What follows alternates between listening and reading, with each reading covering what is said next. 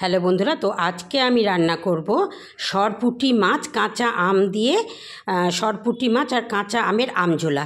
তো চলো দেখো, কড়াইয়ে সর্ষের তেল দিয়ে দিয়েছি, সর্ষের তেল গরম হয়ে গেছে, মাছগুলো আমি ছেড়ে দিলাম।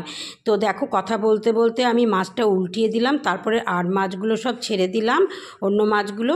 এদিকে আমি এই মাছটা ভাজা হয়ে গেছে, তুলে নিলাম। তারপর আমি এটাকেও উল্টিয়ে দিলাম, মাছগুলো দেখো ভাজা হয়ে গেছে, এগুলোও আমি তুলে নিলাম। এরপর কড়াইয়ের মধ্যে রয়ে গেছে মাছ ভাজা তেল, তার মধ্যে আমি দিয়ে দিলাম কালো জিরে আর দেব কাঁচা আম।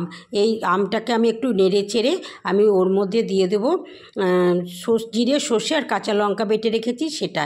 তারপর আমি ওটা নেড়ে চেড়ে দিলাম লবণ, হলুদ আর দেব একটু স্বাদের জন্য চিনি। সেটাকে নেড়ে চেড়ে আমি এক বাটি মতো জল দিয়ে দেবো। এটার আমি ঝোল রাখবো, তাই একটু জলটা বেশি দেব। তো তোমরা এইভাবে বানিয়ে খাবে, অপূর্ব লাগে খেতে, আর এই গরমে তো দারুণ লাগবে। জল দিয়ে আমি ঢাকা দিয়ে দিলাম। এবার ঢাকাটা খুলে দেখলাম আমটা সেদ্ধ হয়ে গেছে। এরপর আমি সরপুঁটি মাছগুলো ভেজে রেখেছি, সেগুলো আমি ঝোলের মধ্যে ঢেলে দিলাম, ঝোলটাও ফুটে গিয়েছিল। এরপর আমি একটু সর্ষের তেল দিয়ে, কাঁচা সর্ষের তেল দিয়ে ঢাকা দিয়ে দিলাম। তো তোমরা এইভাবে বানিয়ে খাবে, ভালো লাগলে আমাকে অবশ্যই কমেন্ট করে জানাবে। আর কারা কারা সরপুঁটি মাছ এই কাঁচা আম দিয়ে খেয়েছো সেটাও আমাকে কমেন্ট করে জানাবে। আর কি দুর্দান্ত হতো।